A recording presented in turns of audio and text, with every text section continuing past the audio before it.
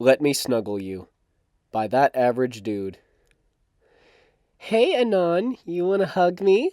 Princess Cadence's honey-sweet voice rang through the chilly evening. Princess, you've been following me since I came out of bed this morning.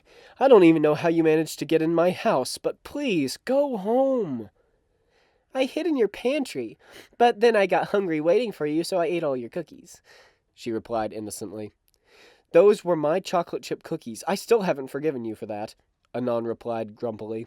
Cadence pouted and spread her soft wings invitingly for him. Here, let me make it up to you. They're very soft and will keep you warm. No, thank you, Princess. I'm almost home anyway. Well, at least let me keep you company. I don't want you to get mugged or anything. Anon stopped for a moment and gave the smiling princess a look of disbelief. Princess, I live in the safest area of town, in the safest city in Equestria. The chances of me getting mugged are practically nil. Hold it right there, buddy, a familiar voice suddenly shouted. A white stallion in a ridiculous outfit appeared out of the shadows in front of them, carrying a wooden stick with his magic.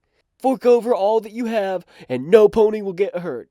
Oh no! Cadence cried dramatically, putting a hoof on her head. This ruffian is about to rob us! Anon looked at the absurd spectacle incredulously. Is that shining armor? Hold me, Anon! I think I'm about to faint! The pink princess of love had her hooves spread already, ready to cling herself against Anon's body. I know it's you, shining armor, Anon yelled, blocking Cadence by simply sticking out his hand and denying her access. You can stop this nonsensical charade right now. I'm not shining armor. I'm Dimness Shield. Clearly you are mistaken. Don't make me use the stick. He waved it around a few times, unconvincingly in the air.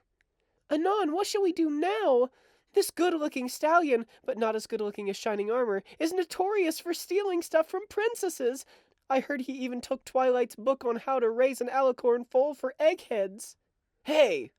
Anon rolled his eyes and simply decided to ignore both Cadence and Shining by moving forward. Not a step closer, pal.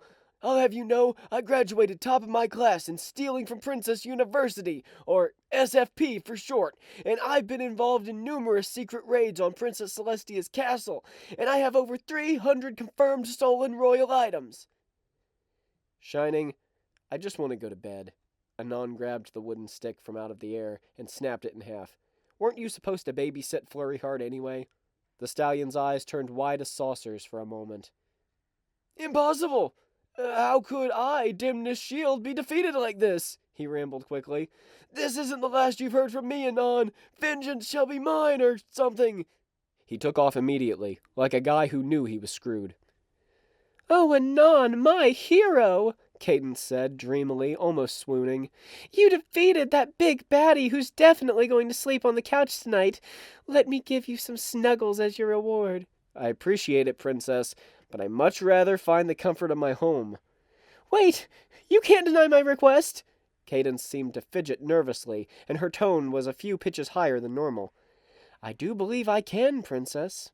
Cadence ruffled her feathers and stomped her hoof on the ground childishly. No, you can't! And who says I can't? Anon asked.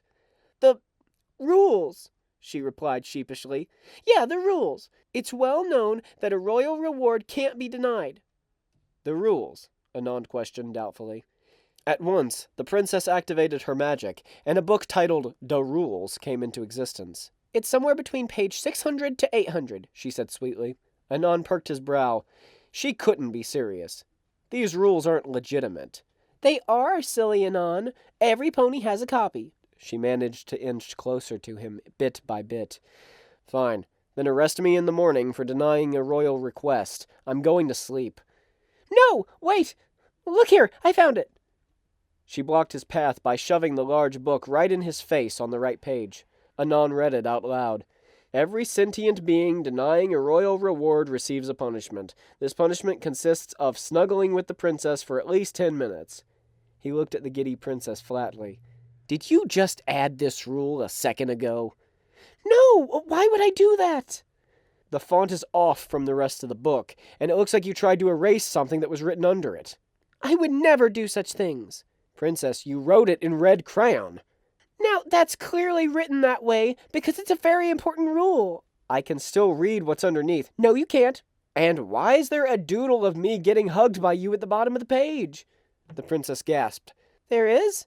That can only mean it's authentic. Let me snuggle you now. She tried to wrap her wings around him, only to find the emptiness of Luna's evening air. Anon had walked off and was now fidgeting with his keys in front of his home. Anon, she whimpered, her eyes getting watery, while her lower lip quivered. Don't leave me here all alone. I'm scared. The castle is around the corner, Princess. I won't make it that far all by myself. She looked at him with the best puppy dog eyes she could muster. There are literally 2 guards patrolling this section of the city and making rounds every 15 minutes. Please, come with me. I feel much safer with you by my side. Anon huffed. Princess, I'm tired.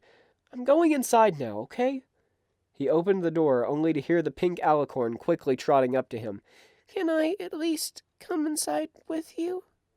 Her voice was pleading, something Anon couldn't resist. Oh, all right, but if you're planning on staying the night, you're going to have to sleep on the sofa. Thank you, Anon. I won't eat any more of your cookies, I promise. That's because there aren't any left. What about those biscuits? Those aren't cookies. They're dry and flavorless. Then why do you have them? Because I bought them accidentally. Ooh, now I understand why they're expired for almost 2 years. You didn't try to eat them, right? Anon asked flatly. Well, I might have tried 1 or 2. Anon closed the door behind them, without saying anything more. Toilet is down the hall, but I guess you already know that. I'm going to bed now.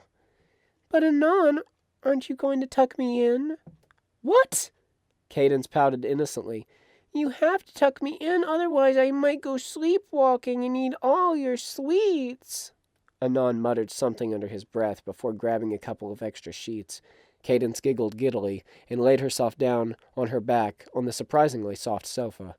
She was eyeing Anon with big, warm eyes as he spread the sheets and put it all around the pink alicorn. Thank you, Anon, she said gratefully.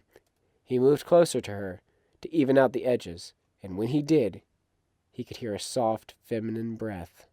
Have I already told you how sweet you are? Anon's reply was soft but gentle.